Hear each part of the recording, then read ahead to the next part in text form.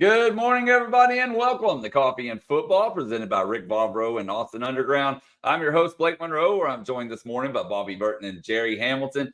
And Bobby wants to know what you're drinking. Jerry wants to know where you're checking from. Whoa, So be sure to Blake, let us know. you already missed the lead in. It's What's National Margarita Day. Bobby, what do you have, coffee or a margarita? I've got coffee, my man. Well, that's a mistake. I've got coffee, hazelnut this morning, Green Mountain. That's what I'm checking in with. Well, hey guys, we're only 26 days now away from spring football. We're Countdown is early on. But recruiting, lots going on in recruiting, just like we talked about yesterday. But Jerry, I know you posted a lot more since then over on OnTexasFootball.com, including some visitors. What's the latest there? Yeah, so last night we broke the news that Kelshawn Johnson, the four-star receiver out of Hitchcock, he'll be on campus April 6th. Why that's meaningful is that's the offensive weekend. CJ and I talked about this on the recruiting breakdown. Texas has had weekends like this before where it's offensive guys one weekend in the spring, defensive guys the next. That April 6th weekend is lining up to be offensive guys. Tyler Thomas, we broke that news 2 days ago, I think, that Tyler Thomas was going to be in April 6th. John Mills, the offensive lineman out of San Francisco, is going to be in April 6th. So now Kelshawn Johnson's going to be in April 6th. We're sitting on another name. We're waiting for a prospect to tell us he's good to go on it.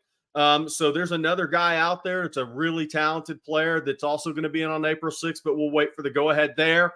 But then we put out this morning on OnTexasFootball.com, KJ Lacey, not only is he coming in on April 6th, he's coming back for the spring game April 20th. So for the Texas fans worried about that commitment status, that doesn't mean Ole Miss and Auburn have backed off, but he did cancel that Ole Miss visit that first weekend in February, and now he's going to be in Austin twice. The reason that April 6th weekend is big is he's reaching out to some other targets and kind of setting up, them meeting up there for that visit weekend, April 6th. So KJ Lacey doing some recruiting in the class right now. Will be on campus twice, along with the June 28th through 30th official visit. It's not out there publicly, but that's the date a lot of these big-time targets are going to be in. Fasusi, Tyler Thomas, KJ Lacey, Kelshawn Johnson. Texas has talked to Kelshawn about that visit weekend. Texas just hadn't locked those in yet. Maybe they've locked them in privately. They're not out publicly. Let's say that. Then Michael Fasusi, 5-star from Louisville High. He's coming in April 9th with his family. Why that's big is, Texas will have had a lot of guys on campus that April 6th, 7th weekend. Fasusi's going to come in midweek with his family, so he'll have the entire attention of the Texas offensive staff because that's a real recruiting battle with Oklahoma, A&M, Missouri, LSU, Oregon. A lot of people are, and I think Texas and OU were in the best position all season, and I still think they are right now. Sark and staff members were by all these schools in January. It was pretty interesting to see where Sark popped up in January, and I think it's kind of following that pattern of who these top targets are. Jerry, another thing that happened in recruiting tangentially, right, is Chris Gilbert's return to the Longhorns. Yesterday afternoon, news broke from Football Scoop, which is a big-time news and notes site that covers coaching moves in the profession. They mentioned that Chris Gilbert would be leaving or was in the process of leaving North Texas, where he was an on-field assistant, to return to the University of Texas. Well, late last night, I think around 8:30, the University of Texas tweeted out that Chris Gilbert is indeed returning to the university as special assistant to the head coach. Why is this important? Why are we even talking about a guy that's being named the special assistant to the head coach? Well, Chris Gilbert is the former head coach at Lancaster High School. He went to South Oak Cliff High School. And frankly, he's one of the reasons why Steve Sarkisian, Jeff Banks, those guys have had so much success in South Dallas over the last several recruiting cycles. He helped set that up.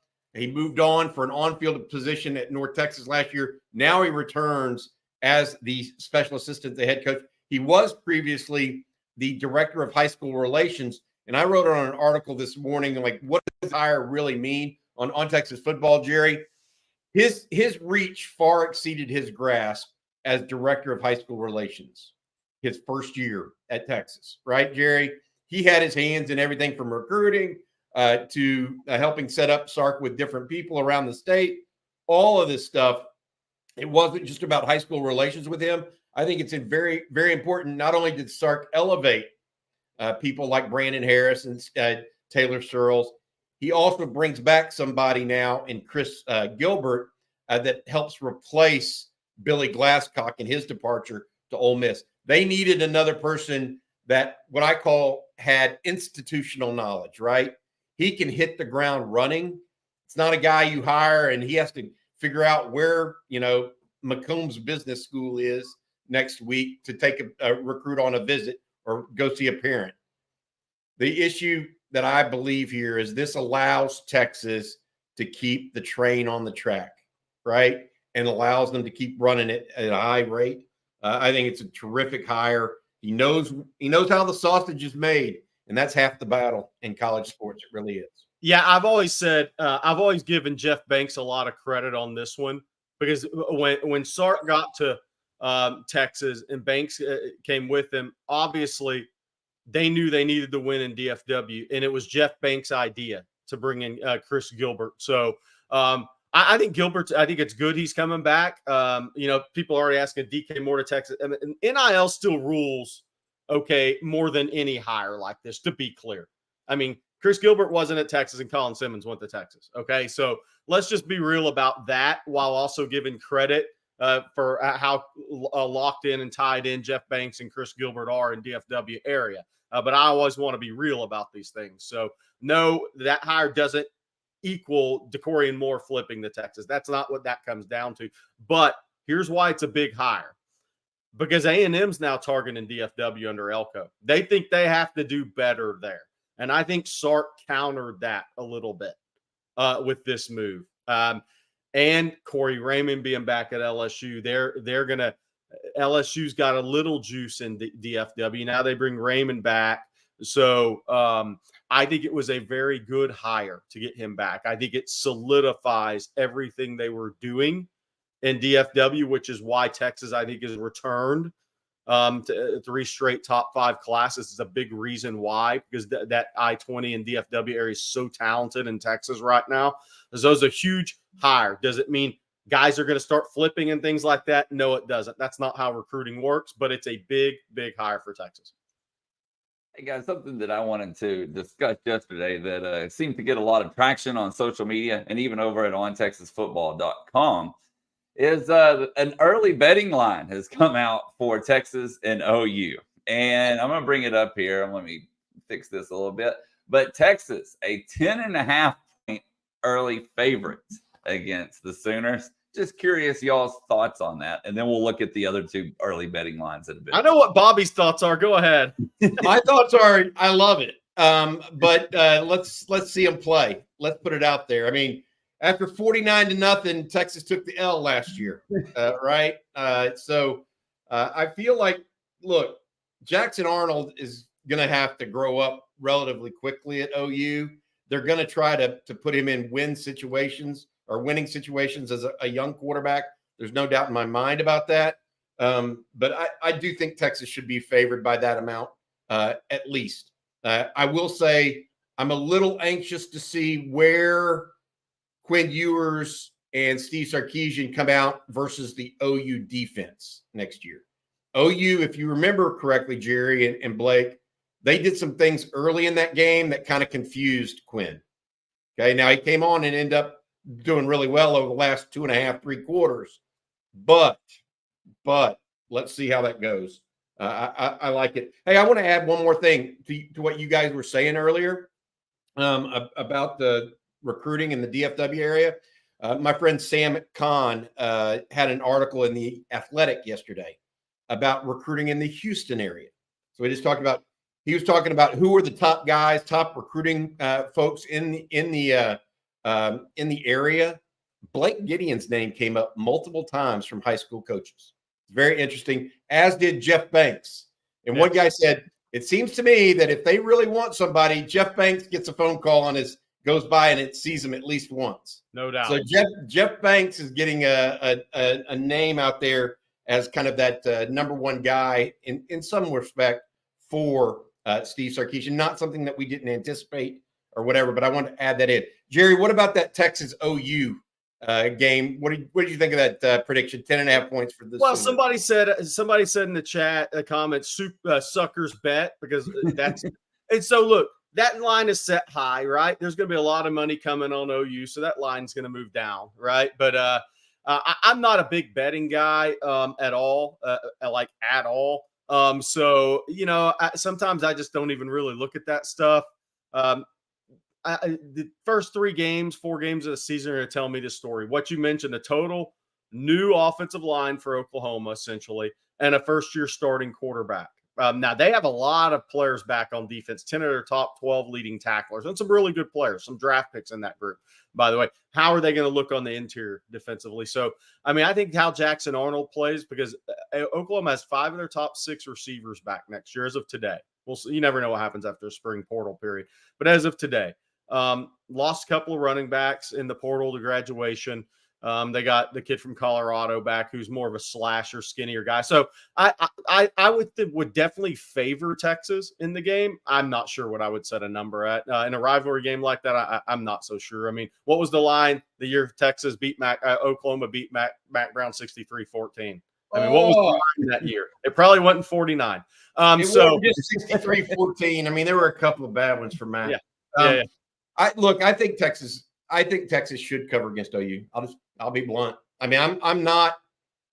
OU is not the team that you circle on this.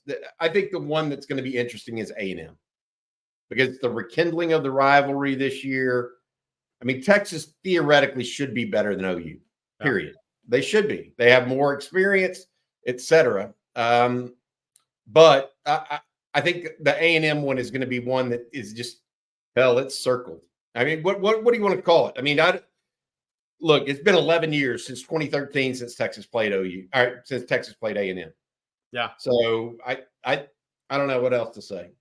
That's the game that I'm going to have butterflies on before the game, during the game, and probably even after the game. So I knew that I'd get some comments in the chat. So, but. Look, I was just thinking of historically. I didn't want to go 2 years ago to 49. Think about the blowouts in this rivalry too. I mean, what were the lines those years? I mean, it's like that's why I just don't pay attention to it much in the rivalry games. But I wanted to comment on the Houston stuff. Blake Gideon, man, he's put in his work there in that south of downtown area of Houston. So he's doing a good job there, because every time I go out to a high school, he's been there as much as he can. Per NCAA rules. So, he's doing a good job there. And that's a spot on about Jeff Banks, right? I mean, Jeff Banks is a spot recruiter. Now, there's certain areas in DFW, certain areas of Houston, that North Houston area, that Westfield, Decaney, those areas, he's going to be, that's going to be his area. But he's a spot recruiter both in Texas and nationally.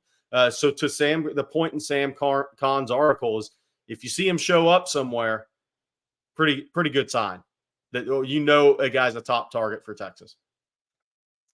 Before we move on, Bobby, why don't you tell folks out there about Rick Vavro and Austin Underground?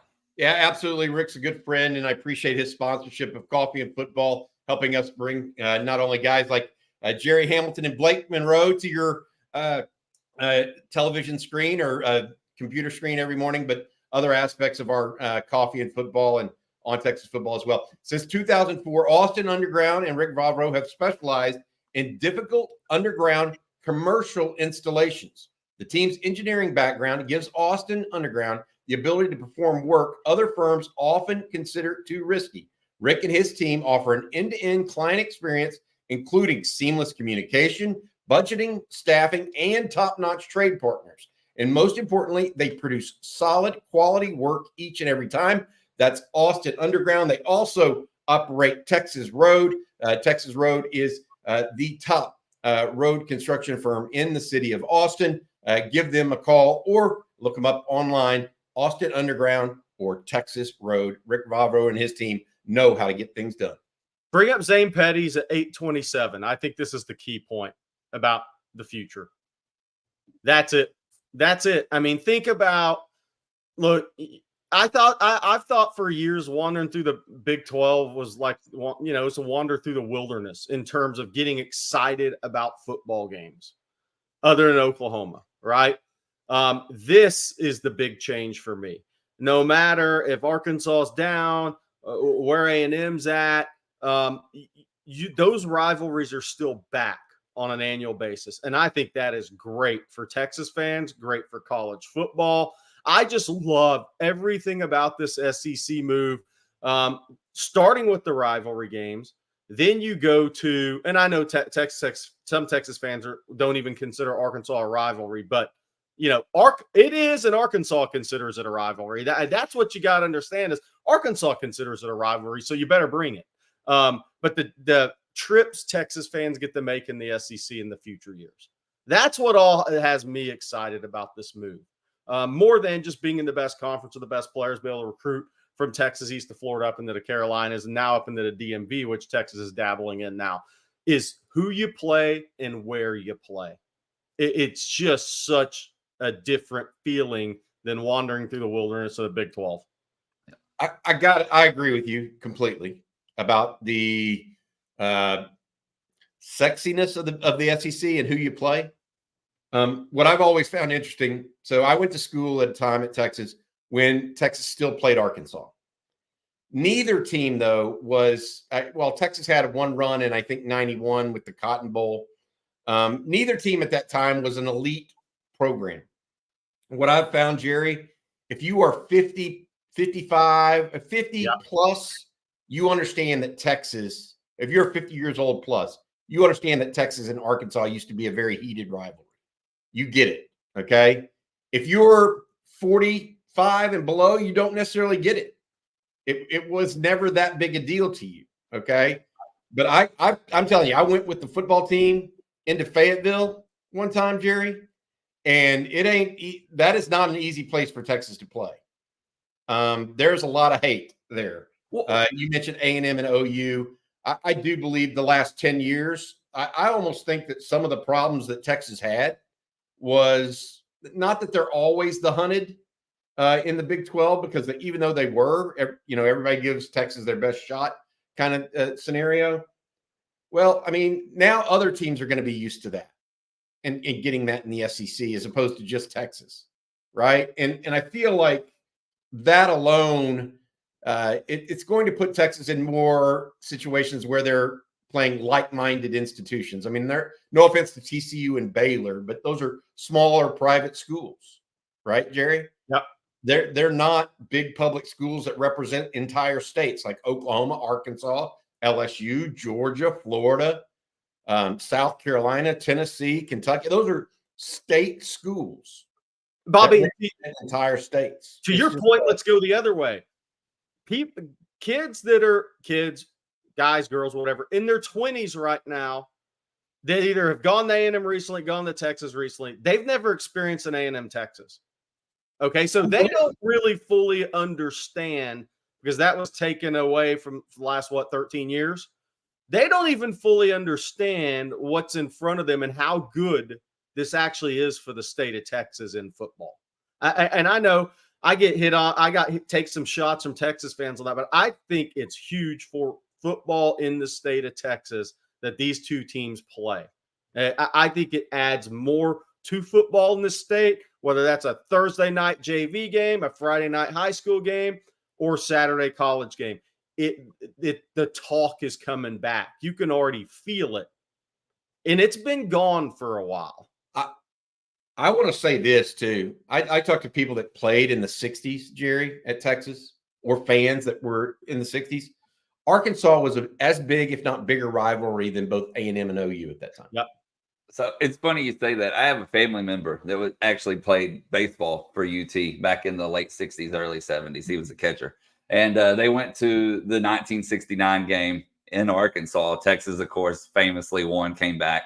But they wouldn't, and I think even Dennis says it here, they wouldn't sell them gas when they left. like they had to get out of state to get gas. And Dennis Dorsey says, I'm 72. I hate Arkansas. The fans would not sell us gas. One place would not let us use the restroom. Prepare thyself for the road trip. So it's definitely real. You know what this Arkansas conversation has me thinking about? So yesterday we talked about brothers that went to the same school, Nick, Joey Bosa, all these guys. This year when Texas plays Arkansas, Landon Jackson's going to be a senior edge player at Arkansas, and his little brother Lance is going to be a Texas commitment, and they live in Texarkana. It doesn't get any better than that for a Texas-Arkansas game in recruiting. I just have a problem with you calling Lance Jackson a little anything. He's 6'5". And those 95. Yeah. That's a interesting qualifier, little brother. I think we got Bobby. I think your video's frozen. Oh, I can hear you though. Bobby's frozen, but we can. There we go. He's back. He's asking, is Jaquindon Jackson be a QB or running back for Arkansas running back? They recruited the Boise blah. Well, it probably. I mean, who knows? But the quarterback for Boise that transferred to Arkansas, he's going to play quarterback at Arkansas. He's from Louisville High. Obviously, J.Q. Jackson's from Duncanville. So J.Q. Jackson will play running back for the Razorbacks. And their running back, they're very talented running back. Rocket Sanders transferred to South Carolina. Hey, how many offensive linemen did they lose, though? They all 5 projected starters are transfers. Now, they're not all just coming in now, the spring transfers, but all 5 guys are transfers. But you know what? I'm not even saying that's a bad thing for Arkansas because Sam Pittman, like Beadenbaugh, he's an O-line coach. Yeah. So if they evaluate and bring in a transfer, it's probably it's an upgrade for them. And this has actually sparked some conversation here. So we'll get to some of these questions regarding A&M and Arkansas, et cetera, et cetera. So let's do this one from Champ Bailey 3. What will be a tougher game for Texas, OU or A&M? I think A&M. I agree. I think that they've got more talent on defense that are older. They've got pieces on offense that are pretty good. Jared, we were talking about this. A&M's running backs are as good as Texas, if not better. I mean, they've got Amari Daniels, Le'Veon. I think Le'Veon Moss still there. Or did he transfer? Reuben Owens. They've got good running backs. If Wegman can actually make it through a season healthy, I mean, they've got pieces. To me, that's the key. So it's hard for me to gauge the A&M game now because you want to see what does that offensive line look like late in the year because they got to stay healthy. They lack depth. And then what does Wingman look like in new system in the year? So that one's harder for me to – I'd say right now Oklahoma, as far as the game itself on the grass, the venue, obviously playing at A&M is going to be very difficult for Texas because they haven't done it before. And it's going to be a charged up, raucous atmosphere. Now. This is a long time coming type of game. And by the way, I think A&M's putting every egg in every basket into this game this year. You bet. They're putting everything into this game. So, it's going to be white out, maroon out, everything out at College Station for that game. And then Archmania says, how deep is OU this year, though? I'm not sure how long they hold up this season. They got a lot of replacing to do. They are replacing their entire starting offensive line. They're replacing Dylan Gabriel, who's off the thing that they got. Running back depth had to be replaced. Yeah, but they've got their big issue, I think, is that they're going to be better on defense. I mean, Peyton Bowen is good. Billy Bowman is good. Danny Stutzman is good. They've got guys on defense that are going to play NFL football. Deshaun McCullough, he is going to be a draft pick, and he can really run. And he's got a lot of guys in year 2 in this system, year 2 and year 3. They're definitely going to be better on defense. I think their season may come down to, we talk about Texas defensive line, right? I think Texas defensive line's in a better place than Oklahoma's defensive line moving into the SEC. So what does Oklahoma look like in the trenches throughout a season in the SEC is going to be interesting for them. All right, so we have a couple of super chats we need to get to. We'll start with this one from Stephen Shell, and he says, will the college football playoff reseed after the first round of playoffs? This is a good one, Stephen, because we can talk about a couple things with the college football playoff, one of which came up last night. First of all, they do not reseed after the first round, is my understanding, as it currently sits. Okay, so that's number one. That answers that question. Pete Thamel of ESPN reported yesterday afternoon that the CFP committee that's meeting in, I think, Las Colinas in Dallas this week brought up the idea of expanding the playoffs from 12 teams to 14 starting in 2026. So, that 5 and 7 type of atmosphere where we are seeding, where we said 5 conference champions and 7 at large. Now they may be looking at 5 and 9. And the other thing that apparently is on the table, according to some reporting, is minimum number of bids for major conferences, i.e. the SEC and the Big Ten. So instead of just guaranteeing one spot for the SEC, they might guarantee as many as 4. You come in the top 4 in the conference in the SEC, you could be going to the playoffs. Now, at 12, you would think that would be rare, but this is the possibility. I love it. I mean, look, it could be out of a 14-team draw, 8 of them are SEC and Big Ten teams. The other piece of it that I thought was interesting, they're also talking about unequal revenue sharing between the leagues. It had been where all leagues got the same amount with the CFP, not anymore. They're talking about the SEC and the Big Ten taking more than 80% of the not 80%. It was at 80% equally shared. I don't know what the exact numbers are, but they're reaching into that and trying to grab a bigger piece of that pie. As well they should. All right, our next super chat here is from Juan, and he says USC just lost their running back coach. Don't be surprised if they go after Choice hard and make Texas pay up for him. What are y'all's thoughts? Yeah, I mean, that would not be a surprising scenario. I don't think Tashard Choice is going anywhere, but I could see a scenario where somebody comes in and tries to hire him, and that gets him in another little bump. I don't think Tashard's going anywhere in college football unless it's a head coaching job. I want to add this. I mean, he was hired by USC to be their running back coach for about a week. Yeah, spent 2 tanks of gas getting there and back. Yeah, exactly. I mean, so he left Georgia Tech and immediately went to USC, and then Sark called and he changed to Texas. And you also have to remember, I mean, Tashard played for the Dallas Cowboys. He's got some ties to the state of Texas. Yeah. He doesn't have any ties out west like that. Blake, I can't believe you brought that up. I always get jealous when Jay Archer chimes in. I want to know where everybody's coming from, but that one always makes me a little.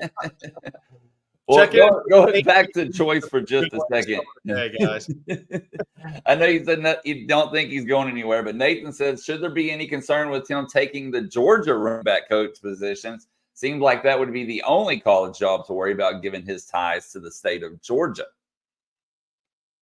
I haven't heard him associated with it, Bobby. So I don't know what to say on that one. The good thing, look, Tashard Choice is a great coach. Yes. And a great recruiter. And I think that people should, is he going to be a target of teams like that? I would if I were Kirby Smart or if I were Lincoln Riley. But you got to remember, Steve Sarkisian has a pretty good track record of keeping guys that he wants to keep.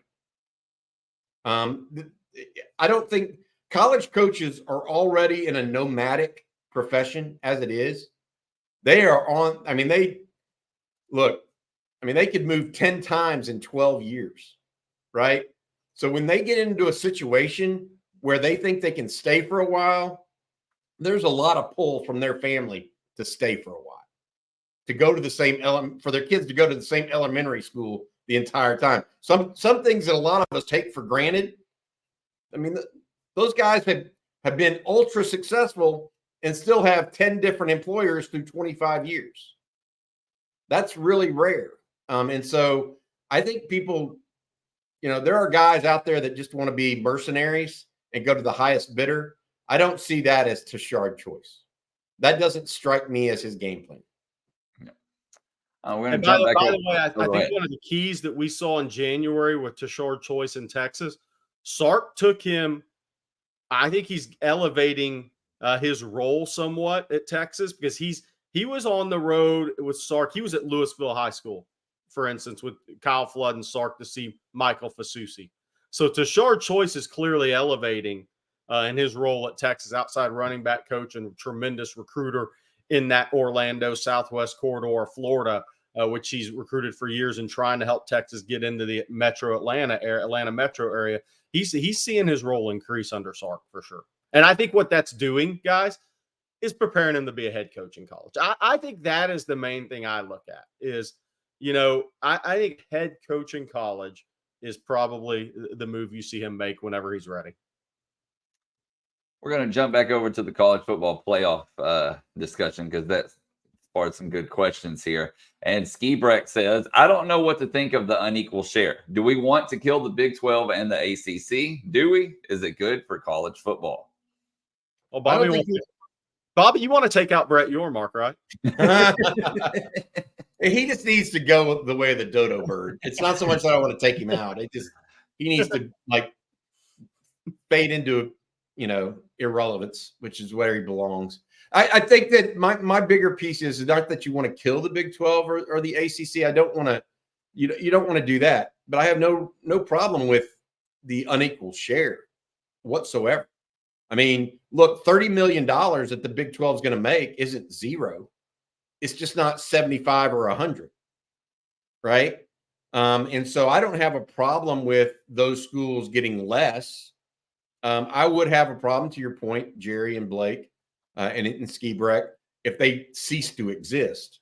Now, I still think there are some schools that are in the Big 12 and ACC that necessarily don't want to compete at the highest level, like a Texas or Ohio State or an Alabama or Florida or Georgia or Penn State or Notre Dame or USC or Washington or Oregon. There are teams that are, and it's hard to sit here and pick out Wake Forest, for example, right?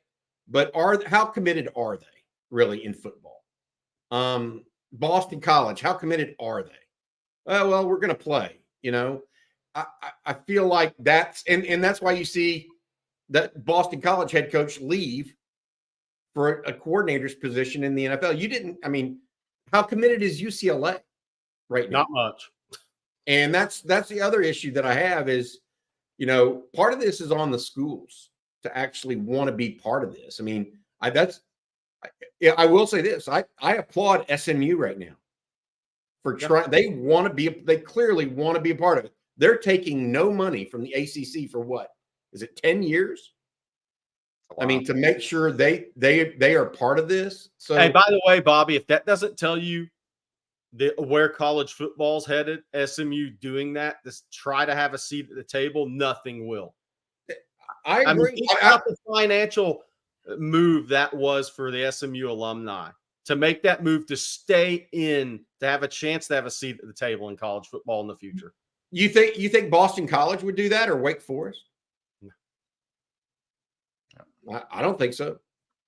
That's my point is let's figure out who wants to compete. I don't have this axe to grind against the Big 12 or the ACC. Far from it. I just want, the people that are at the table to actually want to be at the table and fully committed like the other ones that are at the table too. And I know you're not going to get perfect. Nobody's going to get perfect situation there, but that's what we want. That's what will elevate the game ultimately and make the game better. I've said for a while, I agree with a coaching friend, college coaching friend, where I think this is ultimately headed is 2014 power leagues, and the rest are going to go to spring football. I think that's where this is going to head long term. I don't know when that year is, but I think that's where we're headed. And then we have one other. Oh, go ahead. I got to say this. I would watch spring football over NBA basketball. And I know I'm different than a lot of people that love basketball, but I can't get into NBA basketball because it's like they play no defense, Jerry. I I don't even know what traveling is anymore, from when I played. I mean, it's just different. I think a spring college league would do very well in college football. No, and you're only competing against whatever the XFL is now, UFL. I think is what it's called. This is where we may as well go to a group of 5, a FCS national championship, a group of 5 national championship, and the big boy national championship. That's where this thing is headed long term. And then going back to as far as who gets guaranteed to get into the college football playoffs, David Williams says the best team should compete for the title. I do understand conference champions, but there should be no other guarantees other than the best teams in the nation reaching the playoffs. What if there's a 9-game league in the SEC, though? 9-game conference schedule. And your number 3 team or 4 team in the SEC has 3 losses. I disagree with that, David. I think that there are going to be certain leagues, if they go to 9-game schedules, should be guaranteed more people into it, especially if they increase it to 14 teams. No.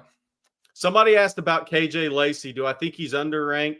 I mean, I don't know. I don't know on that. Let's see the rankings in this class. They adjust so much between now and January of senior year. So, I said this last year with all the D-line guys, offensive line guys, they're latest to develop, later to develop on physically. So rankings right now, more of a grain of salt person as far as a national look at it. This stuff plays out over time. But what I'll say about KJ Lacey is I've seen him in person 3 times, and I think he's got everything you want in a college quarterback. I'll say that. There's a reason that Sark targeted him. And made him his guy in 2025. I think he's got a point guard and quarterback mind out there who's a point guard in basketball. He's got the feet of a basketball player that played point guard in the pocket, outside the pocket. He's a pocket guy. And I'm not saying he's going to be Bryce Young, but he's similar in that he's a pocket guy. He's a passer, first, second, third, and he'll run when that's the last option. But he wants to throw the football. He can make all the throws. Sark does not recruit guys that can't make all the throws. He said it. It's evident in anybody they've recruited at quarterback. He can make all the throws. He can be an off-platform guy. He can change his – he has the little Matt Stafford, Quinn Ewers flick when he has to. Looks like he's turned into at shortstop. He's got all the goods. He's played big-time football there at Saraland, been to 2 straight state titles, won the state title his sophomore year, lost in a state title game last year. He's playing a lot of big games. He's got the sport. And one of the biggest takeaways for me with like a quarterback when I'm around those guys, talking to the head coach, who was a very good college quarterback and played briefly in the CFL at Saraland, and then people around the kid, is does he have a sports mind at quarterback? Sports mind, Bobby, is so important to me. And by that, I mean, can he go, if we went and played pickleball together, would he pick it up fast and just roll with it, right? Anything he does sports, he gets it with a sports mind. I think that is so key at the quarterback position. I'm good with that. I think that's particularly important at quarterback. Yeah. Like I don't necessarily think that's the case at every position on the football field. But I do think I go back to a guy like Colt McCoy, who, could be a scratch golfer if he wanted to be. Yeah. Right. I mean, those guys that are really good, they have a sense about them. It's not so much about high-end athleticism in the typical sense when you talk about that, Jerry. It's talking about functional athleticism, hand-eye coordination, processing speed, those sorts of things. I mean, processing speed is the new comment that everybody's looking for from quarterbacks, and they're trying to determine it, right, by giving them all these kind of crazy tests that they're doing now. And so processing speed, sports mindset, that sort of thing kind of falls in the same category for me. And that's the thing. Like, I got something else that Blake can comment on too. But, like when I say sports mind, like with quarterbacks, here's one of the things if you take a guy out to a tennis court, he's going to understand foot placement now.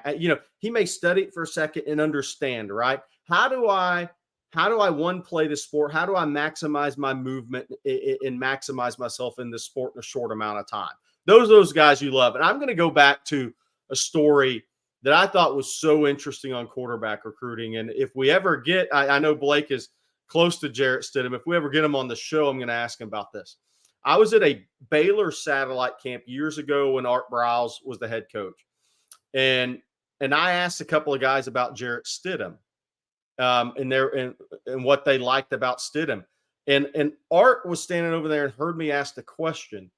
And what was interesting was kind of his answer with quarterbacks. He said, I like the guy, sometimes a guy that's a great quarterback on Friday nights, but if he goes to the basketball court, he may be the seventh man and he has to learn how to be a teammate and a role player. So he understands the role player part of this game as well, aside from being the star on a Friday night at the quarterback position. I thought that was an interesting way to look. And that was years ago, obviously. I was like, all right, that's pretty good. There's probably good reason this guy evaluates quarterbacks as well as anybody in the state I've ever seen. So I was like, okay, that's a pretty good answer. Not one I'd heard from another college coach. Yep. Well, we're going to talk more recruiting in just a second. But first, before we do, Bobby, tell folks out there about Factor. And I got to say, I had their pork chop yesterday, and it was absolutely amazing. Blake, you and I are on the same page about this stuff. Factor's delicious, ready-to-eat meals make eating better every day very easy. 2-minute meals. You can fuel up fast with Factor's restaurant-quality meals that are ready to heat and eat whenever you are. And when I say 2 minutes, you literally put it in the microwave, and then 2 minutes later, I'm eating the garlic mushroom chicken today, Blake. I know that sounds kind of crazy, but it literally is as easy as just taking it out of the package, removing the cellophane on top, and putting it in the microwave. Look, 35 different options a week to choose from. You can choose between 6 and 18 meals per week. My wife is, like Jerry mentioned, my wife's stolen a couple of mine this week. It makes it flexible for your schedule, though, those 6 to 18 meals per week. So maybe you want to have you and your wife, or maybe just you, get as many or as few as you want. And then you can also pause and reschedule your deliveries. So if you get going on it and you're out of town for a week or two, no problem. Just pause the delivery. There's no prep, no mess. The meals are all confined to a single container. Factor meals are 100% ready to heat and eat, so there's no prepping, cooking, or cleanup needed. Head to factormeals.com/Texas50 and use code Texas50 to get 50% off. This is a special offer.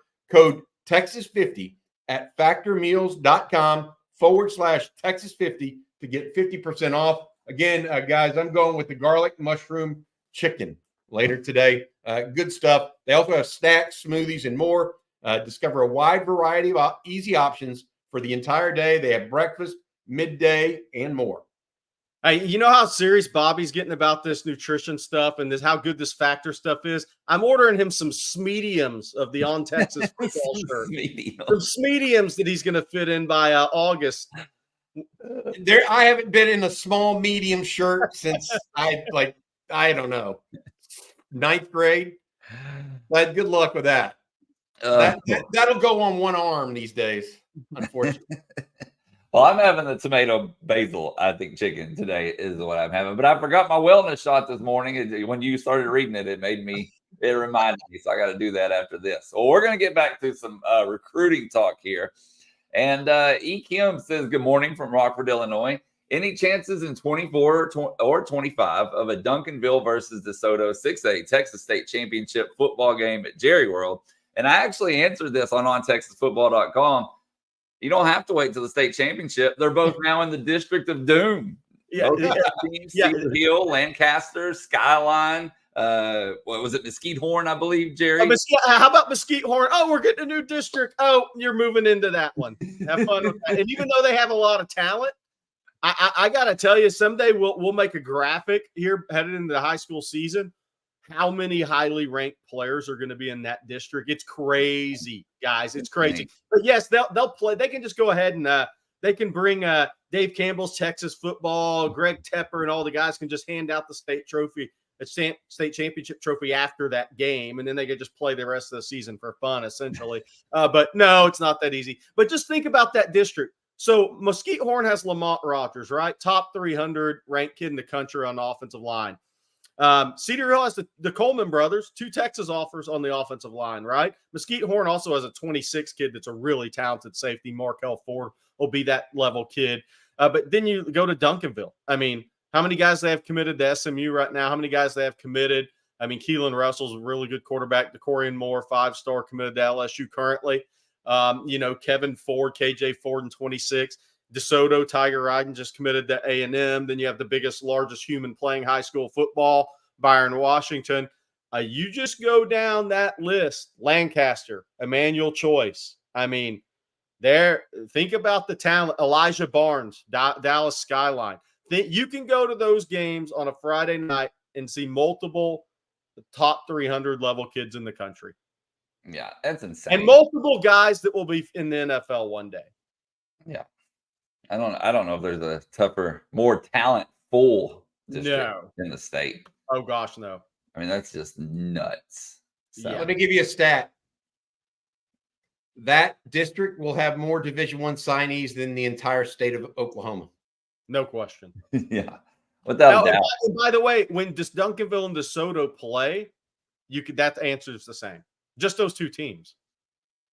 Oklahoma and Arkansas. I mean, I'm just throwing it out there. That's how ridiculously talented people. It's hard to quantify.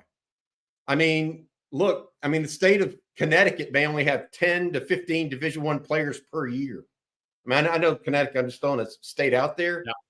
But one team to have more than that, one high school team, you could go and you could go through the entire state and not see 10 Division I players in Connecticut. Yep. Zane Petty, who do I have winning 5A and 6A hoop state title? It's a good question. I need to look at that. The one thing that's shocked me all year, and I'm not saying they're not good, they're good, but that Plano East is sitting there 33-0 right now in DFW area.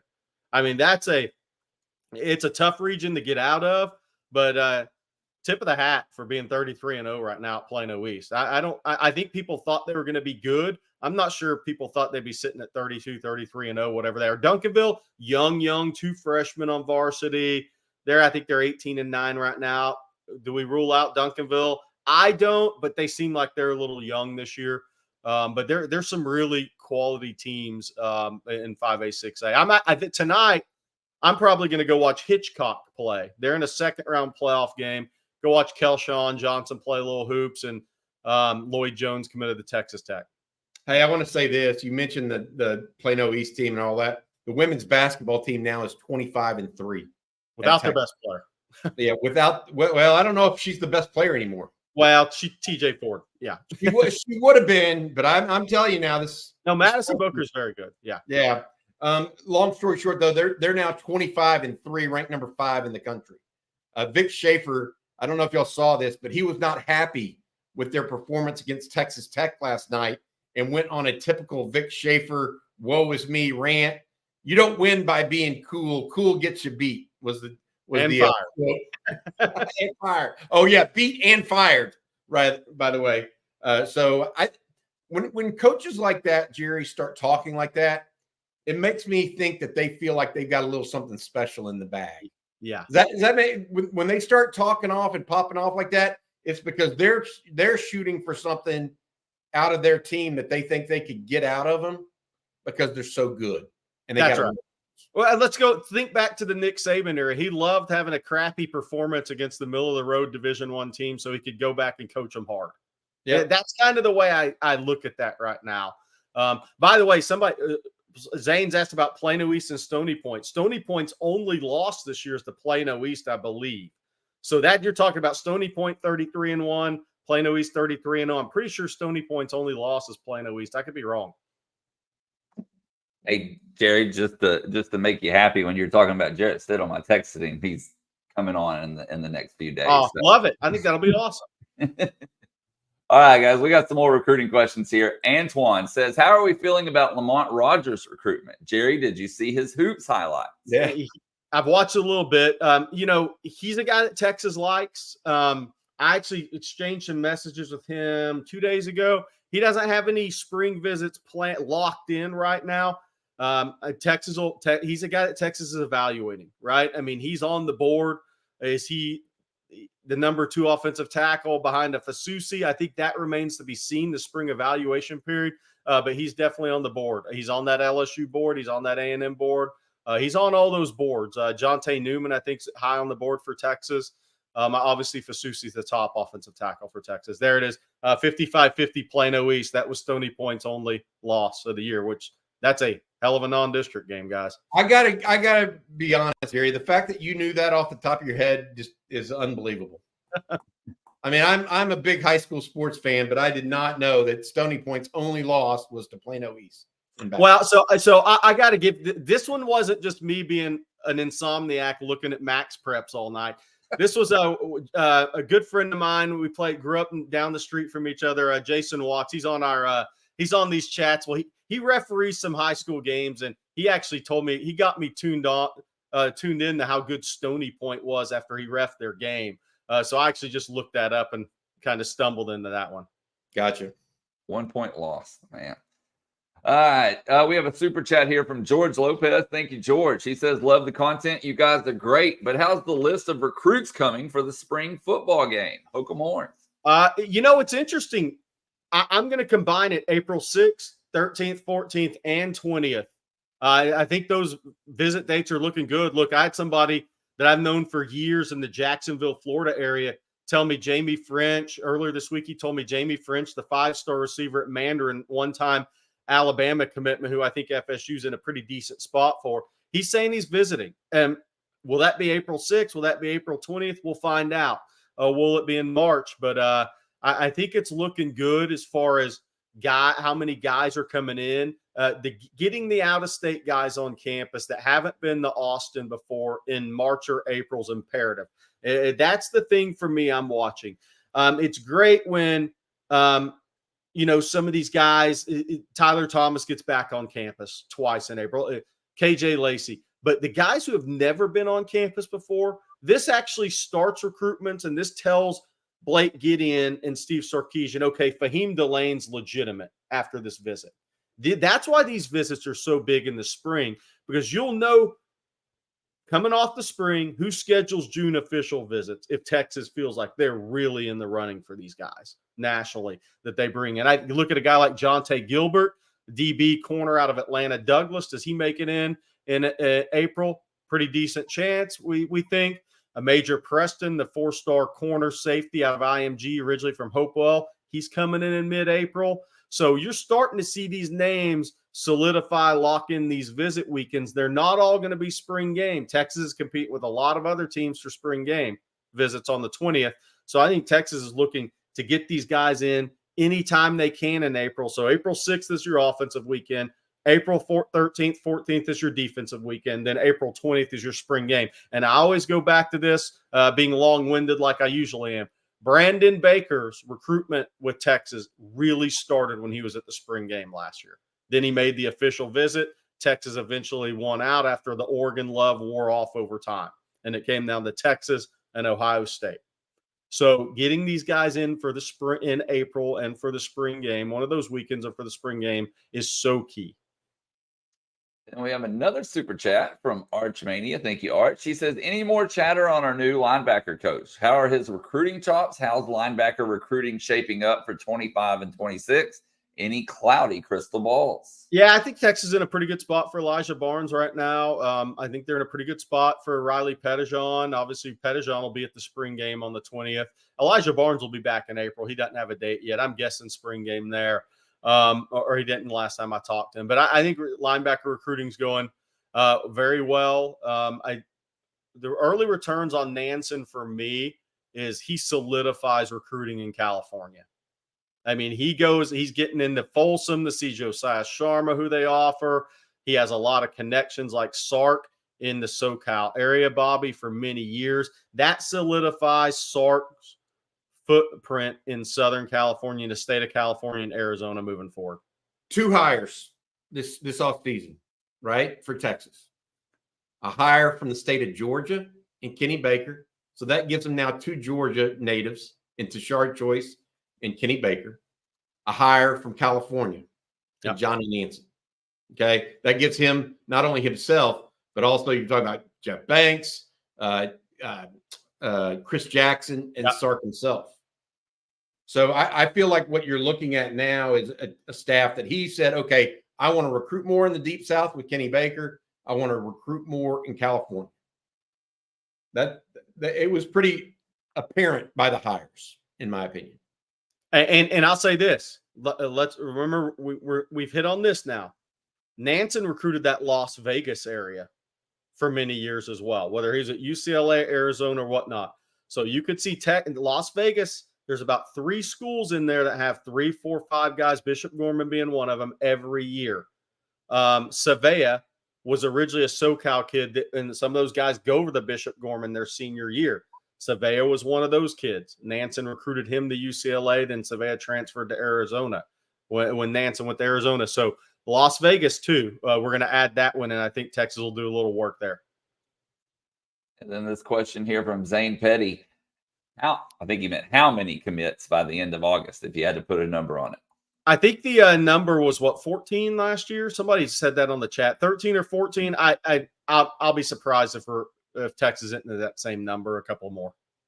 And then we'll do one more recruiting question, guys. Then we'll jump over to some team stuff. And let's do this one from, I just had it. And now I lost. Oh, here we go. Henry C. Hey, guys, is Arch's younger brother being recruited to play college ball? I recalled he was playing center at Newman. Y'all know anything about that? He's a walk-on at Texas. Yeah, he's a walk-on at Texas. He's attending Texas, but, yeah, as a walk-on. Okay. Well, let's jump over to some team stuff.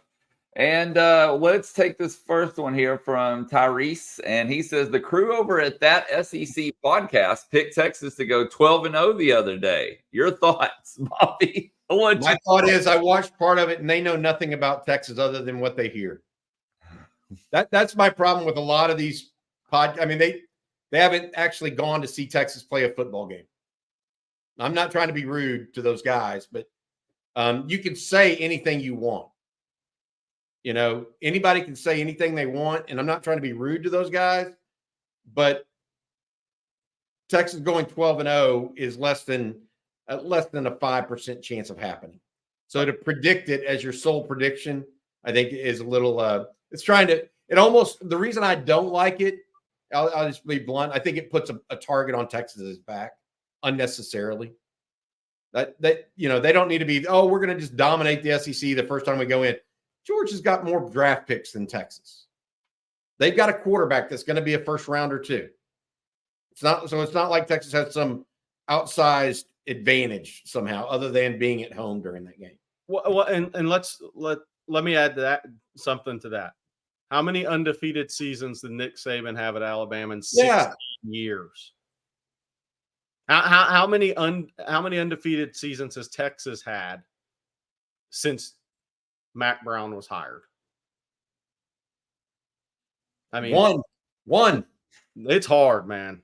Yeah, don't go there. I mean, that's what I'm trying to get at and I'm not trying to be mean to those guys at all, because I think they're well-meaning. I'm sure it's just you put that on somebody's back, and I think it's just a little out there a little bit. This next question from David Mills. He says, how are our defensive backs going to look this year? Will they be a strength or a...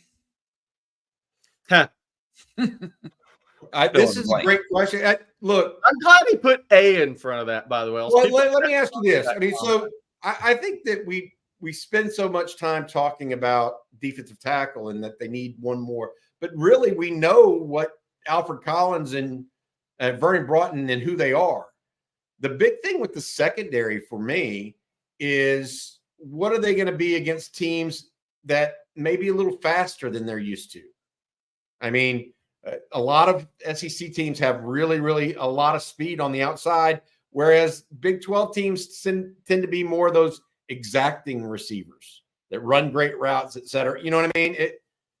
And so that's where I come in with how does this secondary match up? I think they'll be better. I don't think there's any question. Jahdae Barron's a year older. Malik Muhammad's a year older. Terrence Brooks is a year older. Derek Williams is a year older. Andrew Makuba, a 3-year starter, is a year older. That's 5 guys. Add in Michael Taft. Add in some of the young guys that may be coming on. Add in Gavin Holmes. I think they'll be better. Does that make them a team strength?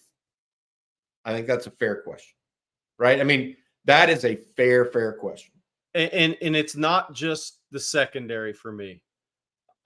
If the pass rush is improved, and then the secondary obviously is going to continue to look better. If Texas struggles getting to the quarterback in the SEC, the secondary is going to have some issues no matter how talented they are. That's the way of the game. The pass rush has to help the secondary. And this next question here from Daniel Earp. He says the opening line for Michigan is at -2.5. How bare did Harbaugh leave their cupboard? I just think about what happened to Michigan this year. They lost their scouting department. They lost their head coach.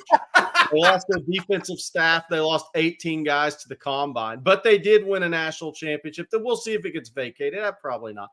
Maybe. Who knows? I mean, they lost their scouting department. Yes, they lost it all. So it's a good year to play Michigan game 2 in the big house. I'll say that. Had Connor Stallions already been scouting Texas a year ahead of time? Do what? Had Connor Stallions already been scouting Texas a year ahead of time? Oh, probably.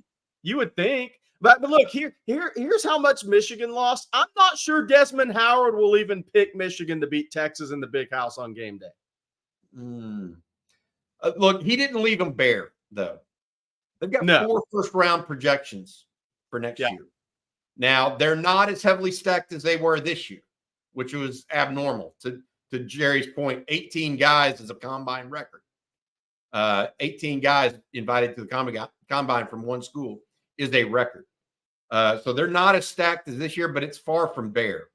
The question you have is, who's going to be their quarterback, right? And is he going to really be ready to compete at a high level? I think that's the biggest piece. They're going to have a good defense. They're going to have a workman-like offense, which is kind of what they've been over the last several years under Harbaugh. I don't think Sharon Moore is going to change that. But I can see Texas being favored. And by the way, this is why I think it's huge to play Michigan early in the season versus late. Like Alabama got a lot better last year, first year starting quarterback, game 2, freshman starting at left tackle, true freshman. I think the biggest thing for Michigan, more than Harbaugh, more than Connor Stallions and all the guys they lost, was 6 offensive linemen to the combine and your quarterback's gone with them. That's why you want to play Michigan early in the season. They will look like a different team in week 7, 8, 9, 10, 11 than they are in week 2. All right, Bobby, before we move on here, why don't you tell folks out there about Rick Vavro and Austin Underground one more time? Yeah, absolutely. Rick has been helping us out here at Coffee Football for quite a while. Since 2004, Austin Underground has been helping out folks in the city of Austin. They've specialized in difficult underground commercial installations. The team's engineering background gives Austin Underground the ability to perform work other firms often consider just too risky. Rick Vavro and his team offer an end-to-end seamless client experience, including communication, budgeting, staffing, and top-notch trade partners. And most importantly, they produce solid quality work each and every time. That's Austin Underground. If you have a project going on and want to get a bid, reach out to Austin Underground. The guys over there do a terrific job. And we want to thank Randy Johnson with the best comment of the day, and I need to take it to heart. What is that? Yeah, I can't find it. A 916. Oh, here we go. And this is Dr. Randy Johnson that killed the pigeon with the 98-mile-an-hour fastball in Arizona in spring practice. I hope it is, because Randy's going to come on the show if that's him. But yes, I think that's the best comment of the day, and I need to read that 50 times and put it to use. You can print it out, put it on your. Yeah, 8-ounce glasses, right, a day. Is that pretty much it? Something like that. Yeah. Is 0 far behind that? That's where I'm at. No soda, Jerry. No soda. I drink tea. Better than what I'm drinking Coke. So better than what I'm drinking. Hey, Blake had Red Bull and chocolate milk for breakfast one day on this show. That still blows your mind, doesn't it? My life. I can't gain a pound. All right. David Williams says, I think Derek Williams will be good talent-wise. Texas absolutely has to find a free safety with athleticism that understands coverage. I really hope that's Filsaime. If it is, Texas is set. So my question to you guys is, what do you expect out of Xavier Filsaime this first year? I expect him to be a guy that finds some time in the secondary. I don't expect him to be a focal point. I don't even know if he's going to see as much time as Derek Williams. Because don't forget, I mean, Andrew Makuba is going to play safety now, it looks like. Yeah. Either he or Jade Barron. So that takes away some reps. I just don't know. I mean, I think that, look, what is it? What is spring ball now? 28 days away? 27? What's the number? 26. I mean, yep, 26. Yeah. So my point being, we'll see what he looks like in the spring, and probably go off of our projections from there. He is one of the players that continues to be mentioned behind the scenes as being very good, and so given that, I want to really understand where things are headed. Here's the way I look at Filsaime. Physicality, athleticism, he's going to match up with any safety Texas has, and he may test better than all of them after a few weeks with Torrey Becton. It's all going to come down to picking up system and not feeling like you're mechanical. If he just has freedom to play with his athleticism and his physicality, if he picks it up fast this spring and heads into August with freedom as a player, watch out for him. I'm not saying he's going to break through and be a starter, but I rewatched Sark's press conference from February on signing day, the second signing day, which didn't matter to Texas. They had nobody. But he was talking about playing more young guys, just a few snaps to really build the depth with their plan of having a longer season, going to a 12-team playoff. So I think you are going to see more of these guys at least get their feet wet. Now, if a guy like Filsaime, if he gets the mental side of it and he just goes out and plays with freedom with the talent he has, that guy's going to force his way into the field in some capacity. Somebody asked if Bobby's going to play the new NCAA football game. I'll go ahead and answer that for Bobby. No. Oh, I am going to play it. Good. Yeah, my son's talking me into it a little bit. Oh, good. I like that. So I'm going to try it. I want to do a live stream with Bobby playing it. Now that's going to be a little weak. We should have a tournament. Bingle or CJ Vogel on this stuff. Or Rod Babers, apparently, by the way, he'll play. Is the dude on the NCAA football. He played it back in the day when that's all they did for their spare time at night. Right. You know, they would go watch real film and then go play NCAA football in their dorm room. That's the guy you don't want to play in that game. I just tell you, that's like practice at a level that we don't want to play. I'm telling you, we should have an on Texas football tournament when it comes out. I like it. We have another super chat. This one from George Lopez. Thank you again, George, for this other super chat. He says, what's the latest on the defensive line room looking like during the off-season workouts?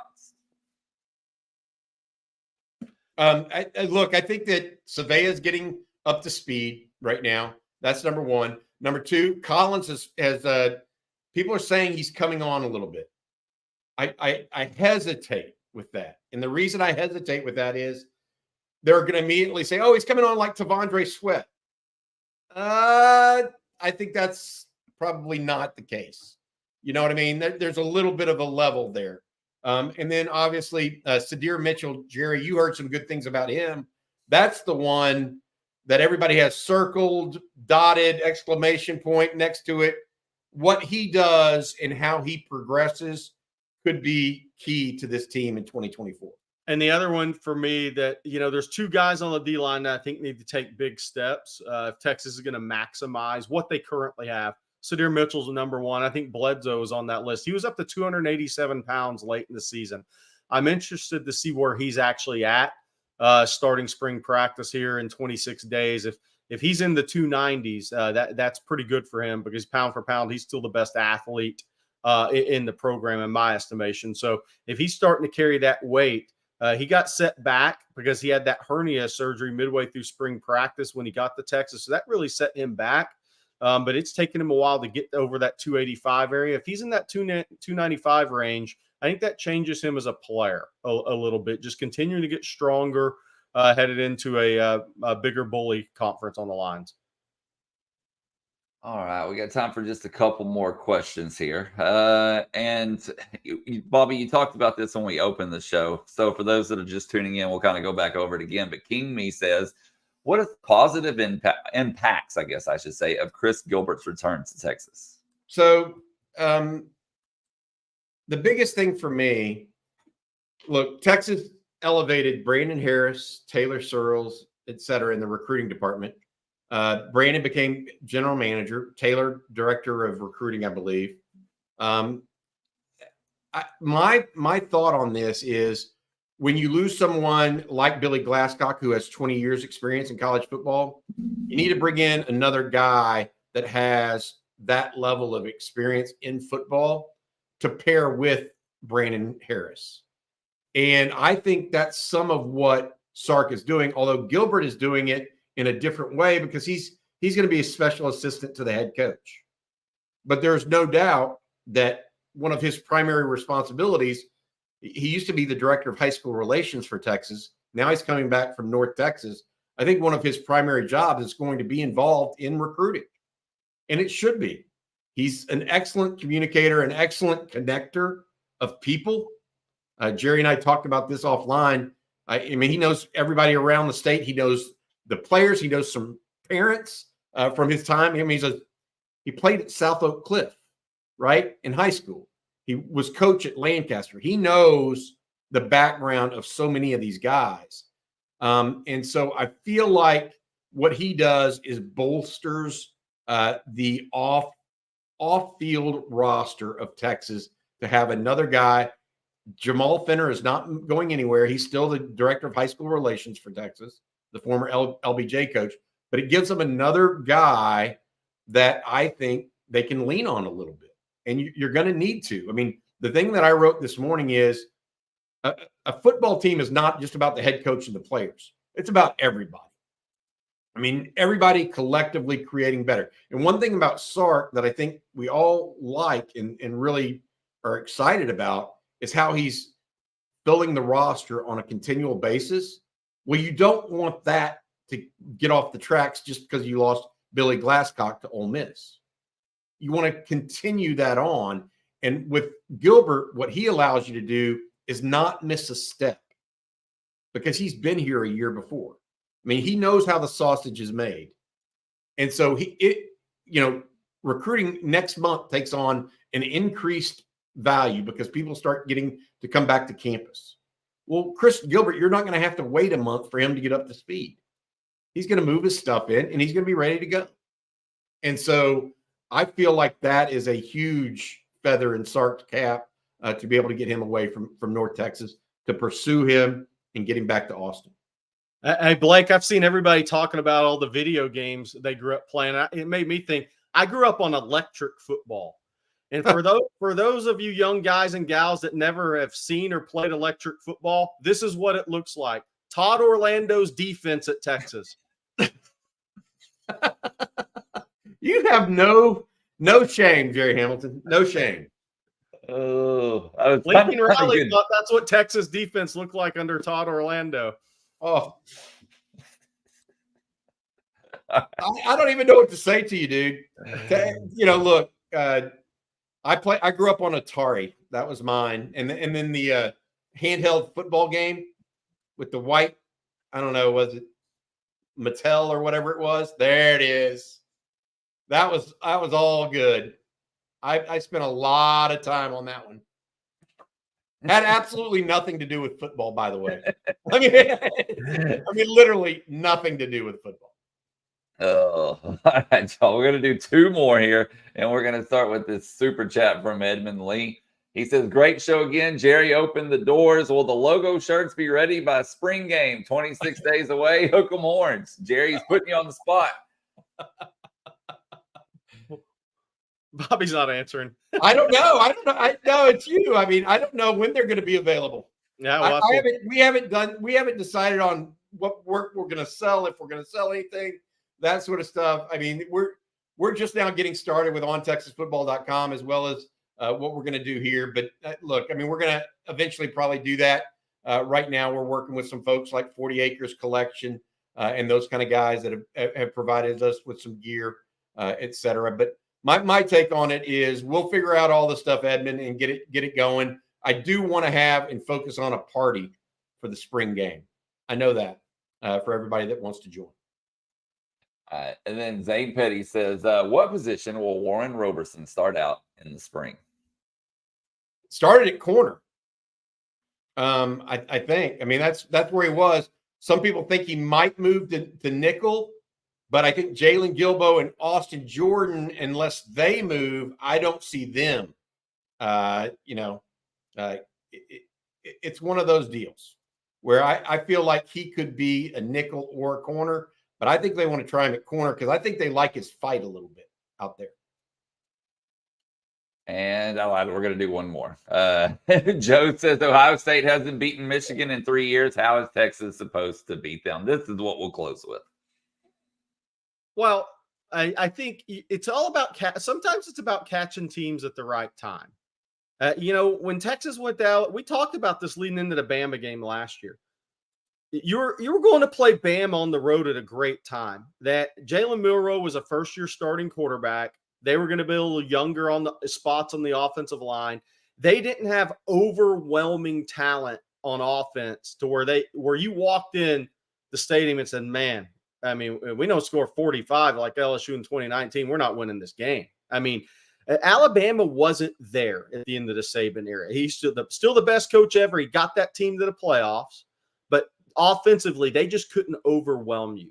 And so you go in game 2 in the Ann Arbor, and, I jokingly said it earlier, but I mean, they've lost about everybody. They lost head coach. They lost their defensive staff.